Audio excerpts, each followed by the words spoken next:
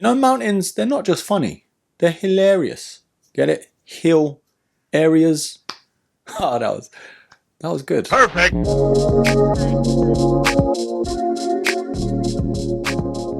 So March Madness is finally upon us and there have been so many bangers coming out, all in a short time. But this sneaker, I'd say, is probably the most talked about shoe of the year so far. It is, of course, on today's episode, the Jordan 3 White Cement Reimagined.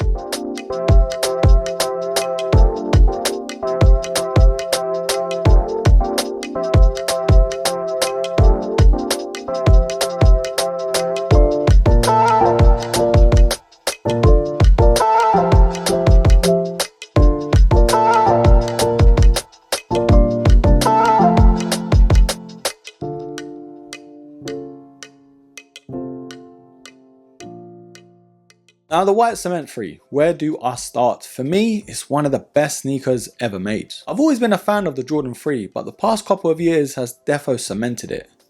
Get it? Cement-id white cement.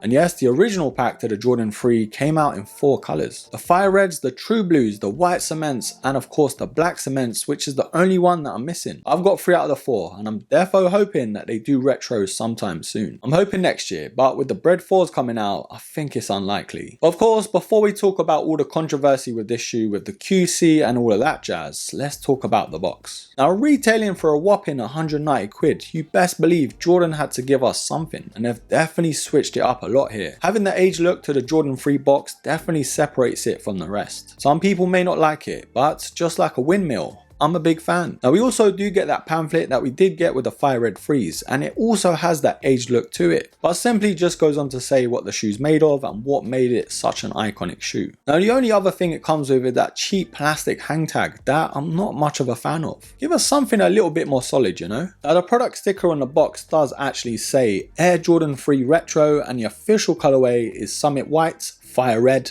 and Black. So with Tinker Hatfield's first Jordan to work on, this has been an iconic shoe ever since. A lot of people may say this was the shoe that saved Jordan brand, because after the Jordan 2, MJ himself actually wanted to leave. But Tinker the Winker Hatfield worked his magic and swayed MJ and created this beauty. But with that aside, I think it's about time we talk about the sizing. Now there was some talk about the sizing being a little different with this shoe, but for myself, I went true to size and I have no problems. I can't lie though, some of the panels that they did change made me kind of second guess, mainly down to the lack of padding around the ankle collar. If you look at the fire red 3s and even the true blues, those are so much more padded than this shoe. It takes away a bit of the bulk of the shoe, but at the same time it doesn't take away the comfort. With that said though, this sneaker is still very much a true to size. So whatever Air Max sneaker or Jordan that you do go with, I would say stick to that. So we've spoken a little bit about what they've changed with the shoe, but let's take an up close and personal look to see what else. Now going the same route that they did go with the Jordan 1 Lost and Found, this is very much aged. I've got to say at first glance it's nowhere near overdone. It's got a good blend of being aged but at the same time looking fresh. Now it's very traditional here to the Jordan 3 setup, having most of the upper material being of that leather. Of course, being an OG colorway and all, you can't really mess with it. Having the elephant print towards the toe box and of course towards the back is so iconic. And I'm glad they didn't mess with that. Now we've got those perforations going up the tongue and towards the side of the laces,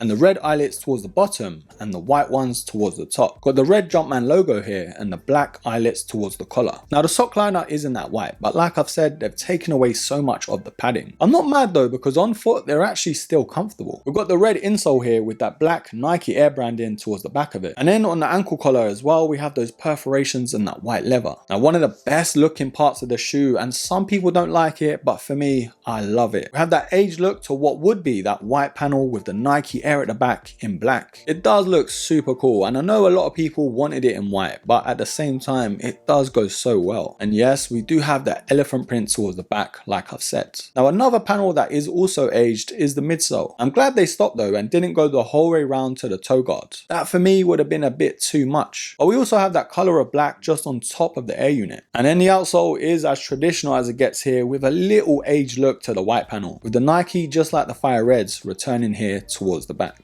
I think it's about time that we speak about all the controversy with this shoe. There's been so much talk online about all the QC issues with this pair, and I've got to say I am kind of dealing with it myself. Not to play victim here, I'm not mad at all, because I've seen some pairs and they look absolutely ridiculous. The only slight issue on my pair is the right looks different to the left in terms of the tumbling. The left shoe's a little bit more smoother, but it's not too noticeable. It's just me and my OCD, to be fair. But I do have to say, Nike, you have to come better, bruh. You can't be doing this to such a big release. You know what, sometimes I actually think Nike does it on purpose to get people talking, but that's just me. But anyways, broskies, it's about time that we decide together whether these are a buy or a buy. I've got to say, I was really surprised in terms of the drop. Even though a lot of retailers did have pairs, a lot of people missed out. I really thought it was going to be an easy cop like the Fire Reds because there were tons of them. But at the same time, a lot of people are restocking and also they are getting their pairs a bit late too. So I won't pay resale just yet, just be a bit patient. But overall, I am digging this colorway in this iteration too. The whole Reimagined vibe to it, I'm definitely liking it. Got that great age look to it, but at the same time, it's not too overdone. And having 3 colorways out of the 4 original pack, I really want the black cements, but I'm being a bit patient. But overall, broskies, I am pretty happy with this pair. I am indeed going to give these